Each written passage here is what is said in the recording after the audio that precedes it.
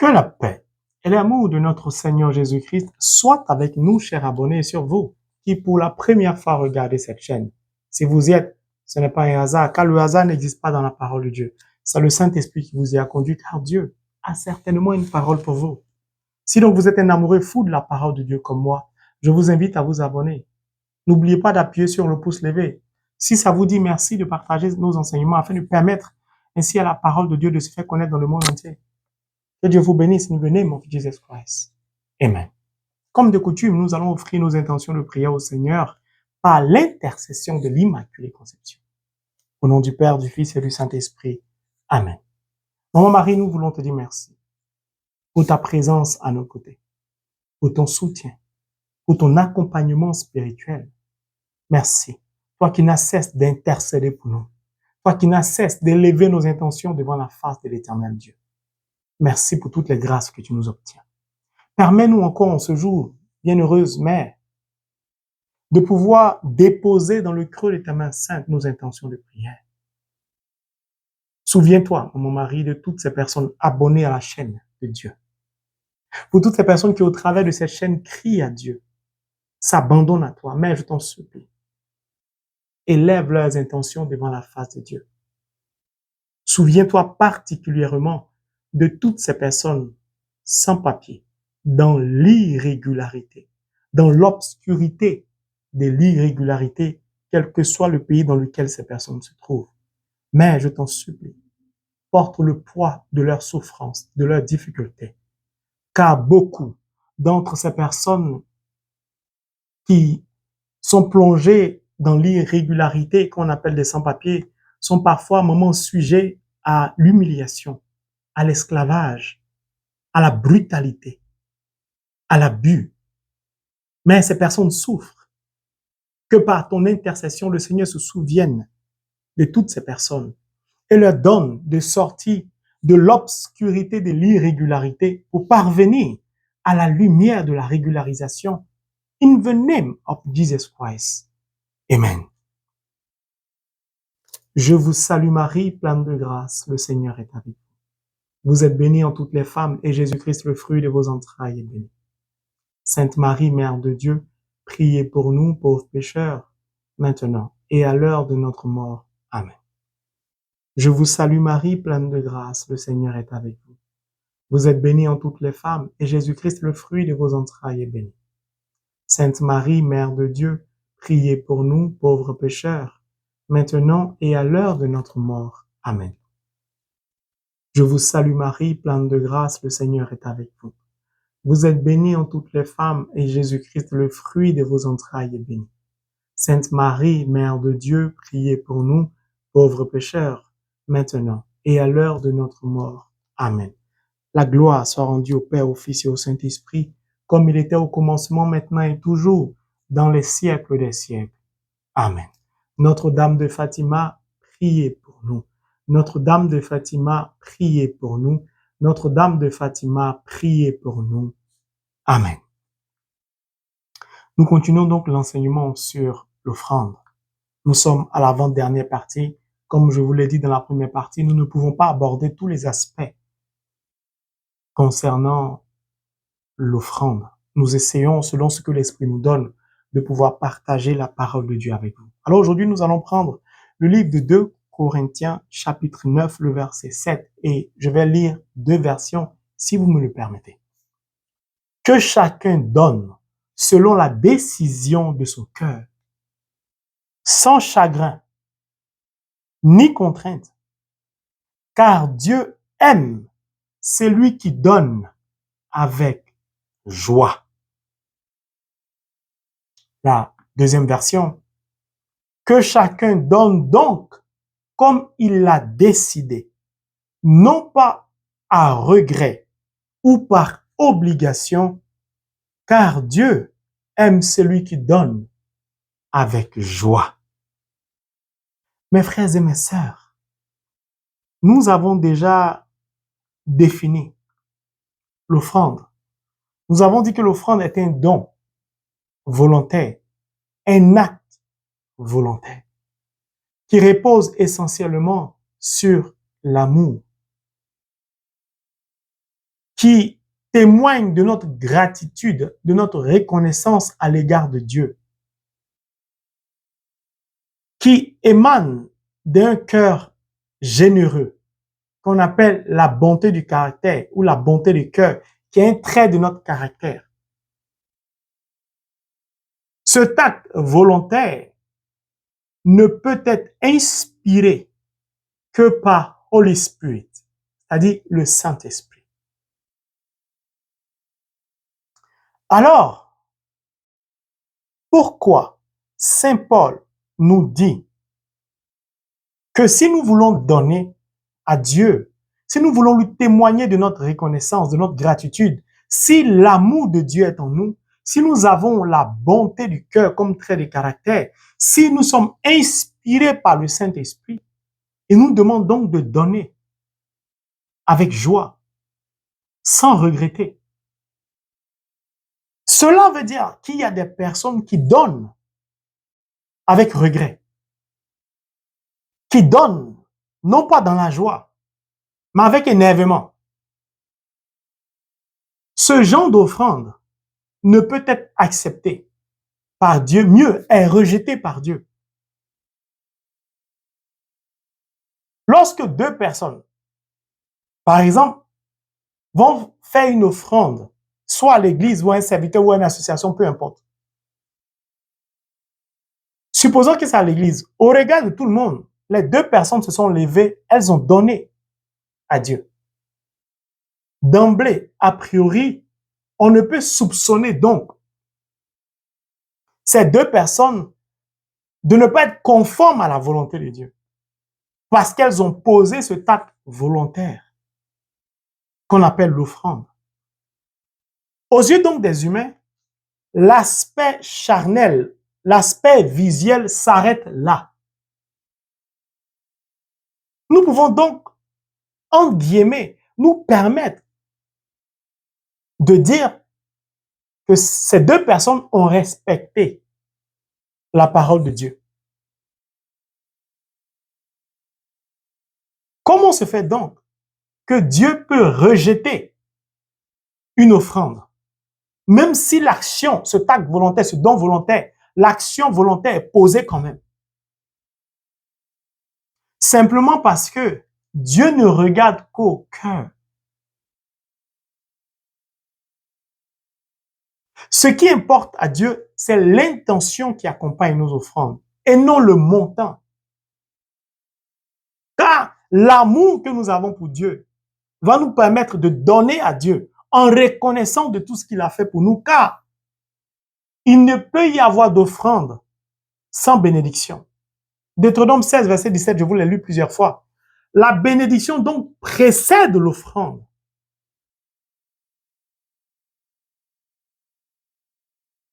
Saint Paul nous rappelle la nécessité, l'importance de la joie avec laquelle nous devons poser ce acte volontaire. Certaines personnes, quand le panier arrive, elles serrent leur figure. Lors d'une évangélisation, quand on dit mettez les pagnes, ces personnes sont énervées. Ou d'autres s'élèvent pour donner, pour éviter qu'on dise qu'elles ne donnent pas. Elles font un mouvement, c'est-à-dire que de suivistes, elles suivent. Ce genre d'offrande ne plaît pas à Dieu, n'est pas agréable aux yeux de Dieu. C'est pourquoi en première partie, j'ai pris le soin de préciser que ce thème est l'un des thèmes les plus importants de la parole de Dieu, the Word of God. J'enlève mon chapelet. Holy Bible, the Word of God. Car ce thème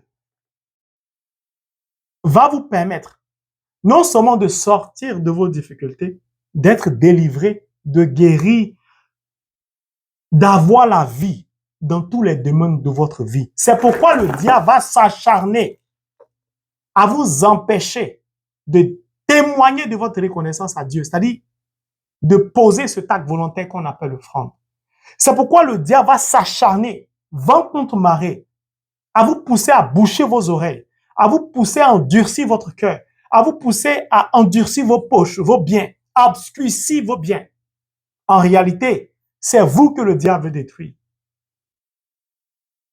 Et Dieu, comme je l'ai dit dans les parties précédentes, ne prends pas l'offrande de n'importe qui, n'importe comment. Une fois donc que j'ai parlé de Saint Paul, qui lui nous invite à donner selon la générosité de notre cœur. C'est-à-dire, l'offrande est un devoir, mieux est une obligation pour tout chrétien.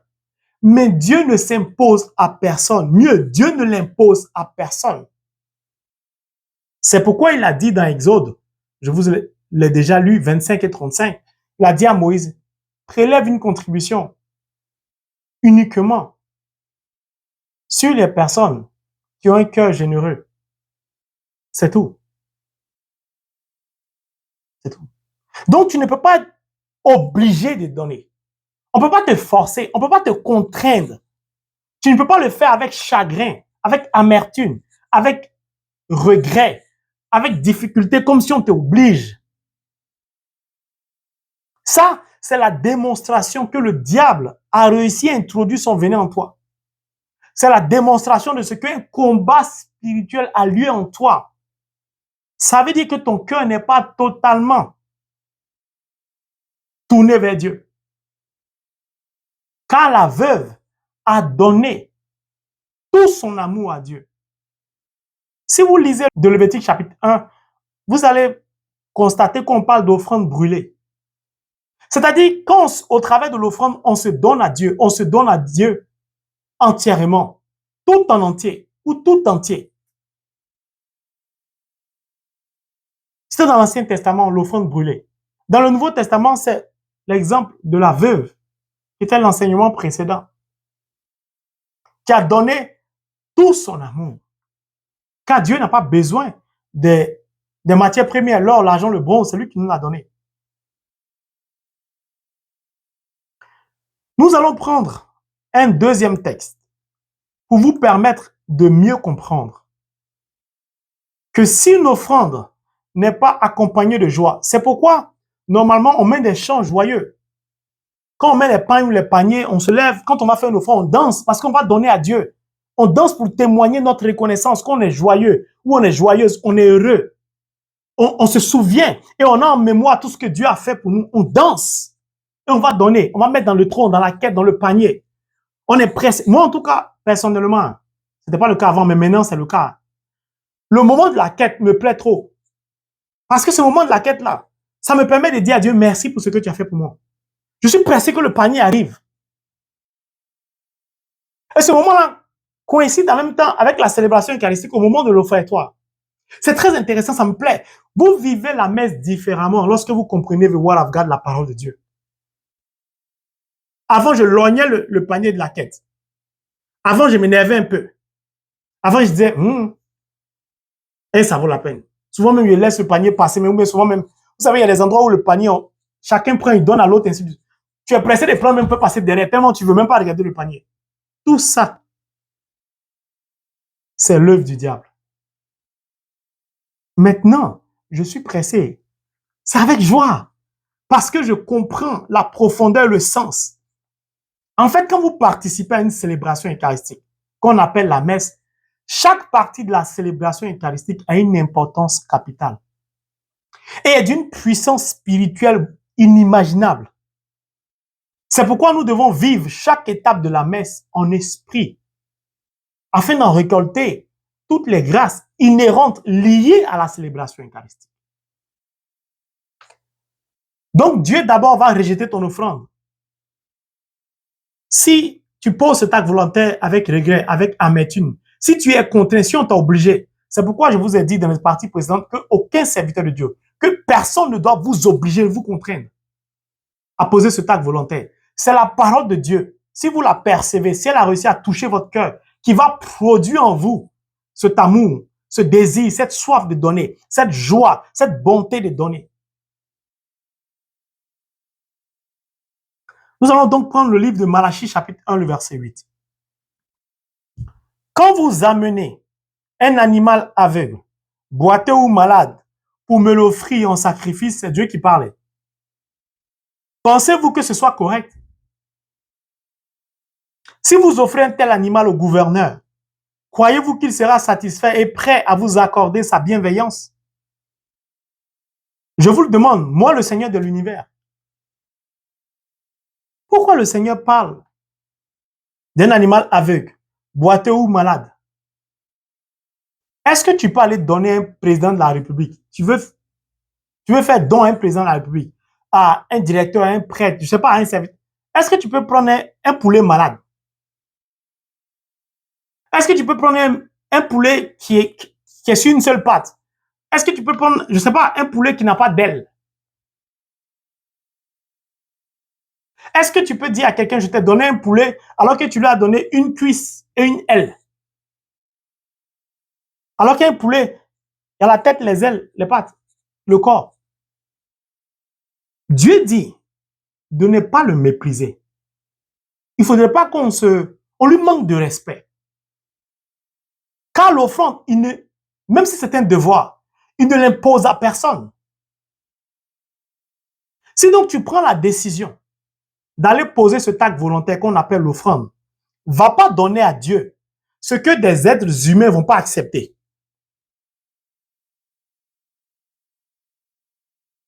Et il dit, si tu donnes ça à un président, à un gouverneur, est-ce que tu es sûr qu'il va t'accorder sa faveur? Pas du tout. Dieu te dit indirectement que la qualité de ton offrande va déterminer la bénédiction que lui veut t'accorder. Quand il précise, il est le Seigneur de l'univers, c'est-à-dire le Dieu créateur des cieux et de la terre. Tu ne peux pas lui manquer de respect. Tu ne peux pas te comporter de façon désagréable avec lui. Tu ne peux pas agir avec le venin du diable à l'égard de Dieu. Non, tu vas tirer sur toi la malédiction. C'était les animaux avant qu'on offrait au Seigneur. Dans le Nouveau Testament, la veuve a donné tout ce qu'elle avait. Mais il s'agit de quoi? Elle a donné ces 2 petites pièces. Ça veut dire que vous ne pouvez pas prendre une offrande, même si j'anticipe, ou votre dîme, et la subdiviser en plusieurs. Bon, il y a 3 serviteurs de Dieu qui ont prié pour moi. Comme ma situation s'est décantée, je vais te donner peut-être 5 euros. Je ne sais pas, je vais diviser les 5 euros en 3. Je vais donner aux différents serviteurs de Dieu. Ou je vais les donner aux prêtres, ou je ne sais pas, à une association. Je vais diviser pour donner à 3 associations différentes. Dieu dit ça, ce n'est pas une offrande. Parce que lui, là, il est le Seigneur de l'univers. Si tu veux lui donner quelque chose, donne-lui. Mais ne subdivise pas en plusieurs parties ce que toi, tu veux donner à Dieu. Si tu prends une offrande, par exemple, si c'est de l'argent, ou si c'est un sac de riz, que tu veux subdiviser le sac de riz en trois sacs, c'est-à-dire en 3 parties, qu'est-ce que tu viens de faire là? Tu viens de faire là un calcul. Tu viens de calculer. Or, c'est justement ce qu'il ne faut pas faire à l'égard de Dieu. Et c'est ce que la veuve n'a pas fait, parce qu'elle avait tout compris. Mon frère, ma soeur, donc ne t'amuse pas à donner l'offrande ou la dîme à Dieu. Celui qui va percevoir la dîme, le prêtre, le pasteur, le serviteur de Dieu, la servante ou la bergère ou moi, je ne vais pas savoir que tu as subdivisé le montant en plusieurs parties. Tu as donné à plusieurs personnes. Mais Dieu aura vu et ton offrande sera rejetée. Ne va pas trouver grâce aux yeux de Dieu. Laissez-moi vous donner un petit exemple. J'ai soutenu une personne. Je ne dirai pas le nom. J'ai soutenu une personne spirituellement. Lorsque Dieu a accordé sa faveur à cette personne, a béni cette personne a témoigné de ce que Dieu a fait suite à mon accompagnement spirituel. Puis écoutez la réponse de cette personne. Je ne lui ai rien demandé. Moi, je ne demande rien. Je vous ai dit, l'offrande, c'est un acte volontaire. C'est le Saint-Esprit qui fait. Et cette personne va me dire, je sais que je te dois une offrande. La prochaine fois, quand Dieu va me bénir, je vais te donner quelque chose. Vous comprenez? Donc, elle veut faire une offrande à crédit. Alors qu'il s'agit de donner à Dieu, pas à un être humain. Vous voyez comment, pourtant c'est une personne chrétienne qui a la crainte de Dieu, qui prie beaucoup. Vous voyez comment le diable introduit son venin de façon rusée, subtile dans le cœur de beaucoup de chrétiens d'entre nous. Quand il s'agissait de prier, de la soutenir, c'était chaque jour. Cette personne appelait. C'était tout le temps. Dès qu'elle a eu gain de cause, dès que Dieu lui a accordé sa faveur, Dieu l'a béni, Pour rendre grâce à Dieu, elle parle de crédit. Elle prend crédit d'offrande avec Dieu. Voici ce qui déplaît à Dieu. Parce qu'on ne t'a pas obligé. Dieu ne t'a pas dit, je t'ai béni pour que tu me donnes. Alors, mon frère, ma soeur, donc arrête de partager les dîmes en plusieurs parties pour donner à plusieurs personnes. Arrête de partager les offrandes pour donner à plusieurs personnes. Cela n'est pas agréable aux yeux de Dieu. Parce que c'est comme si ta dîme est aveugle. C'est comme si ta dîme est une dîme boiteuse. C'est comme si ton offrande est une offrande malade. C'est pas moi qui le dis. Je vous ai dit Malachie 1, verset 8. Quand vous emmenez un animal aveugle, boiteux ou malade pour me l'offrir en sacrifice, pensez-vous que cela est correct? Si je te donne 100 000 euros, toi tu décides de me faire une offrande, tu n'es pas forcé. Ou bien de payer la dîme, tu sais que c'est, par exemple, dixième. Mais si tu ne veux pas donner 10 000 euros à Dieu, tu prends 100 euros, 100 euros, 100 euros, tu donnes à 10 serviteurs pour faire 1000 euros, sache que ton offrande ou ta dîme n'a pas plu à Dieu. Ce n'est pas arrivé quelque part et Dieu a détourné son regard de cela. Je vais prendre donc un autre exemple pour illustrer, pour montrer combien de fois le diable déteste ce thème, qu'est l'offrande, la dîme et l'aumône. À partir de ce texte, vous allez comprendre beaucoup de choses. Et vous allez comprendre pourquoi en première partie, j'ai parlé de l'importance de ce thème, qui est la source de notre vie spirituelle et de notre vie charnelle. Nous allons prendre le livre de la Genèse, chapitre 4, du verset 1 au verset 8, et je vous invite à véritablement prêter attention à ce texte. De son union avec Adam, Ève, sa femme, devint enceinte. Elle mit au monde Caïn et dit alors, « J'ai conçu un homme grâce au Seigneur. » Elle donna aussi le jour au frère de Caïn, Abel. Abel fut berger de petits bétail et Caïn cultivait le sol. Au bout d'un certain temps, Caïn apporta des produits de la terre en offrande pour le Seigneur.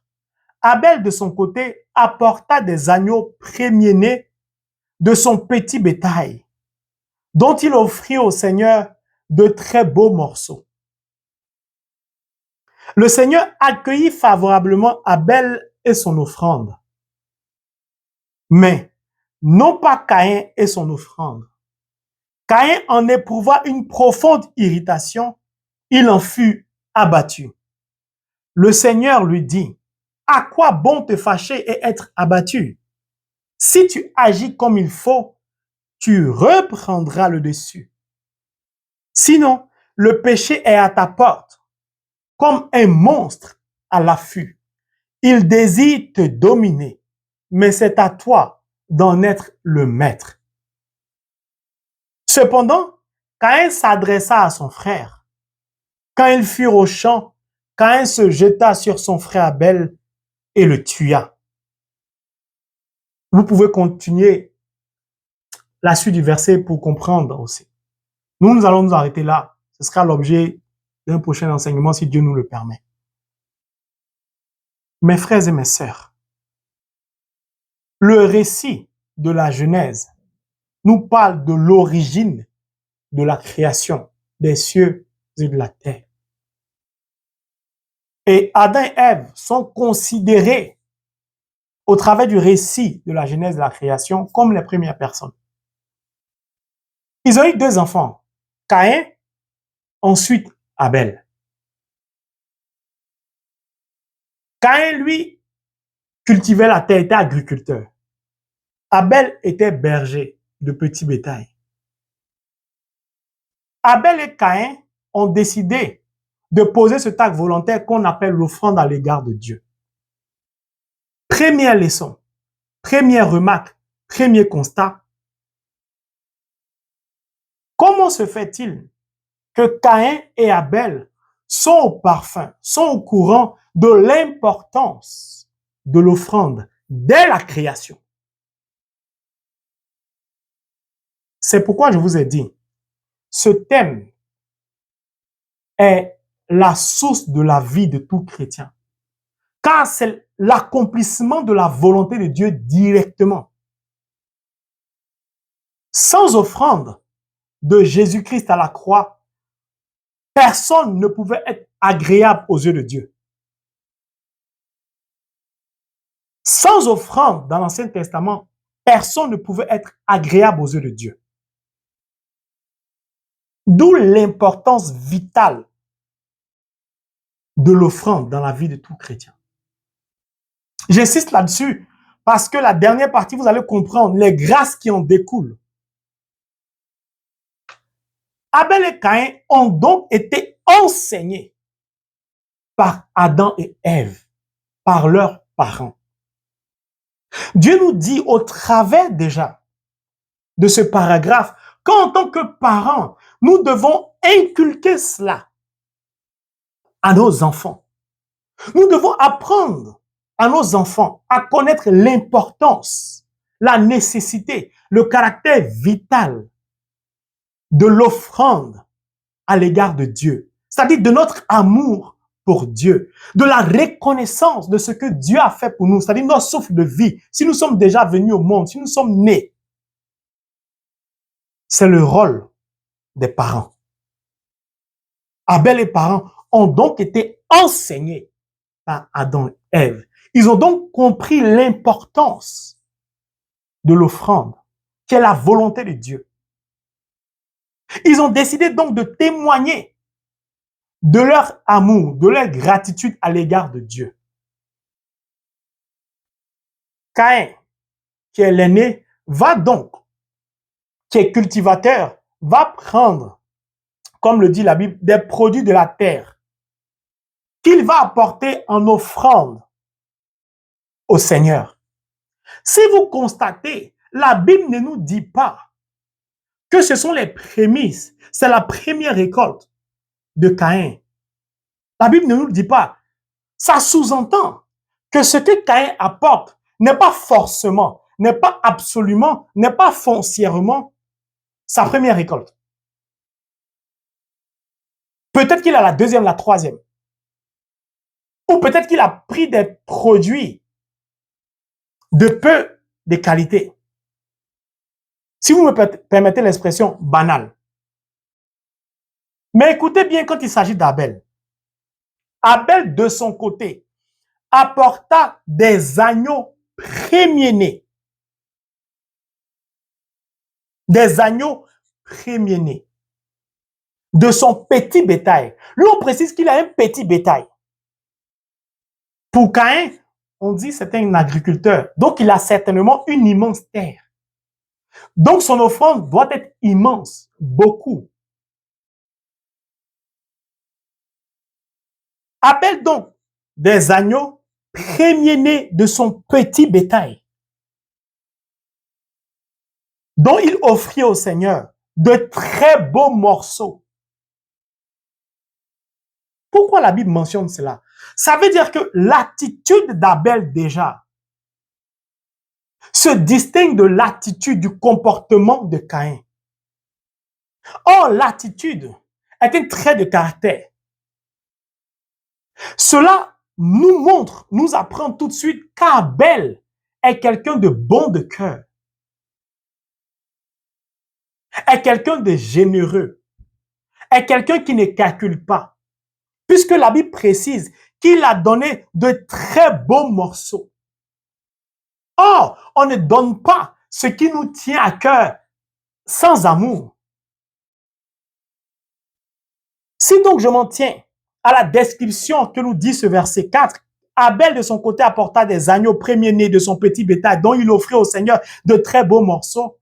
Je peux donc déduire qu'Abel est quelqu'un qui aime Dieu de tout son cœur, de toute son âme, de tout son être, de tout son esprit. C'est quelqu'un de généreux. C'est quelqu'un de bon de cœur. C'est quelqu'un qui est rempli de l'Esprit Saint. Caïn n'a aucune description de son offrande. La Bible ne nous précise pas qu'il a donné ses plus beaux fruits, par exemple, ou sa plus belle récolte. Non. Donc déjà, il y a un soupçon sur l'intention même de Caïn. Le Seigneur accueillit favorablement Abel et son offrande. Si vous constatez encore là, le Seigneur a accueilli favorablement, on ne dit pas l'offrande d'Abel. Il a accueilli favorablement Abel d'abord. C'est pourquoi dans les parties précédentes, je parlais de la veuve. La vraie offrande, ce n'est pas l'or, ce n'est pas le bronze, ce n'est pas l'argent, ce n'est pas les billets de banque, ce n'est pas le riz, ce n'est pas l'huile, ce n'est pas ce que nous donnons, c'est l'intention, c'est-à-dire notre amour. Notre amour vient d'où? De notre cœur. Donc, qu'est-ce que nous donnons à Dieu au travers de notre offrande? C'est notre cœur. C'est-à-dire notre être entier. Notre tout, si on peut le dire ainsi. Sans demi-mesure, comme la Vierge Marie a donné Jésus entièrement à l'humanité. Nous comprenons donc tout de suite, il y a un problème avec l'offrande de Caïn. Caïn a été la première personne à poser cet acte volontaire qu'on appelle l'offrande.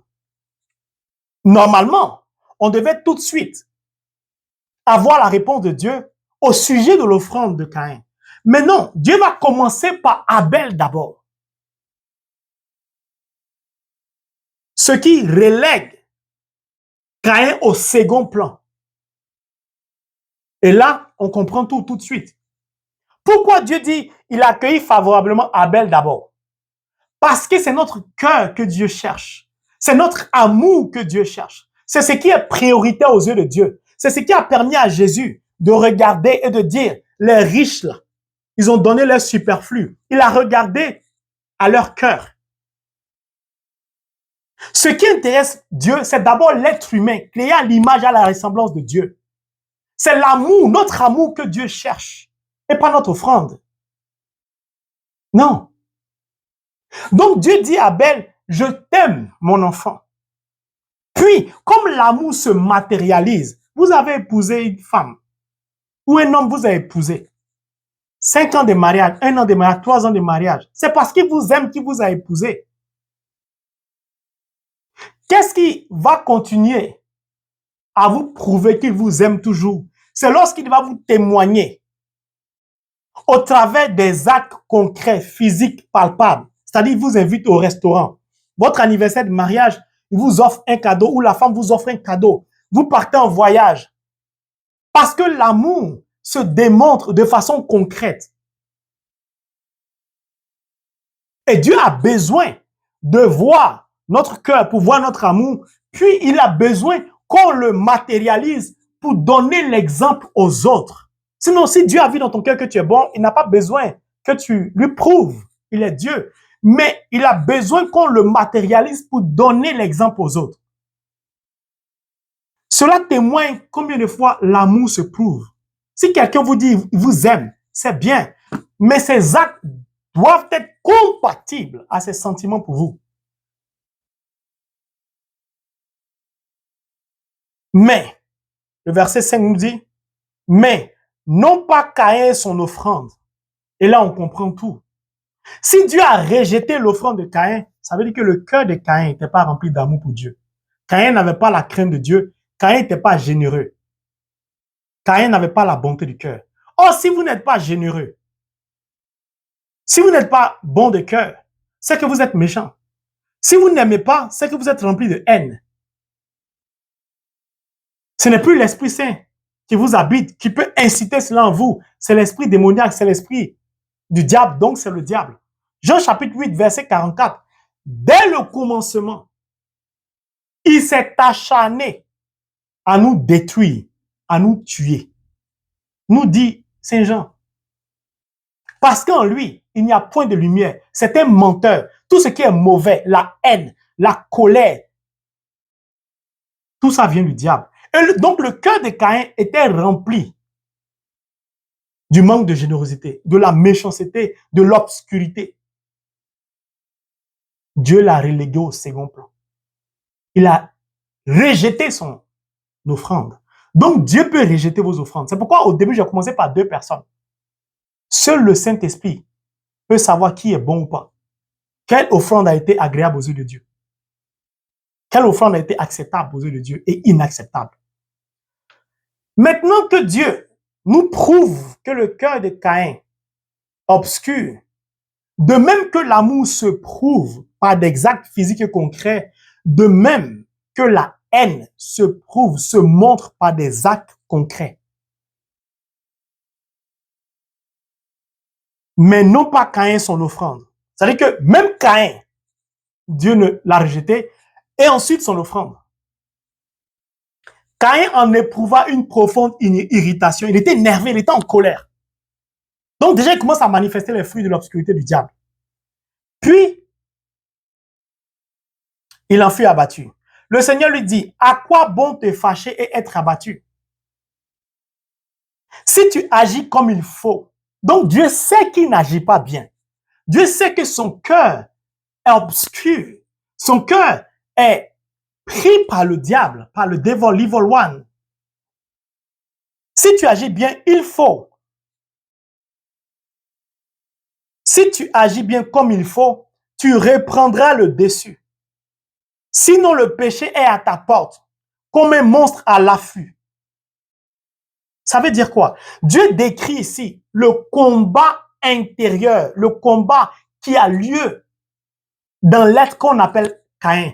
Caïn est confronté à un combat intérieur, à une lutte contre lui-même, contre le diable, contre sa méchanceté, contre sa haine.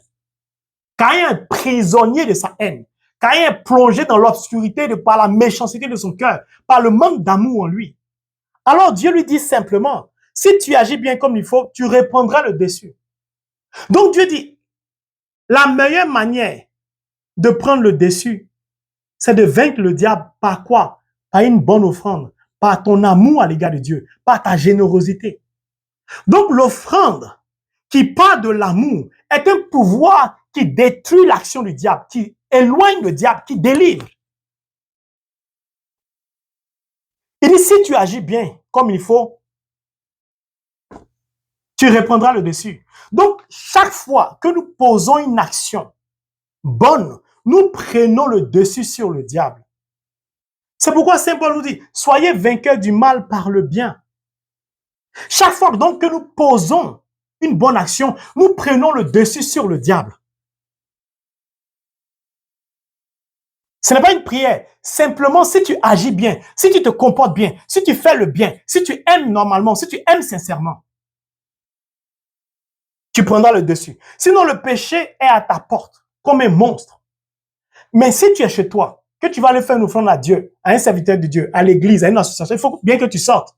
Mais si le démon, le monstre est à ta porte, tu vas passer sur lui. Donc, il t'attend. Il est à ta porte. Ça veut dire qu'il est dans ta vie.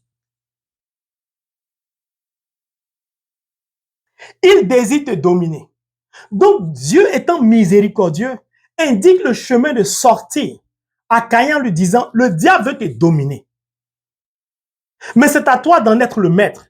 C'est-à-dire le combat spirituel qui a lieu. Lorsque tu veux faire une offrande, tu n'as pas envie de donner, tu te bouches les oreilles, Dieu ne peut rien faire pour toi. Ce combat est personnel. Car ce combat relève, comme je le disais, de l'état de ton cœur, du manque d'amour de ton cœur.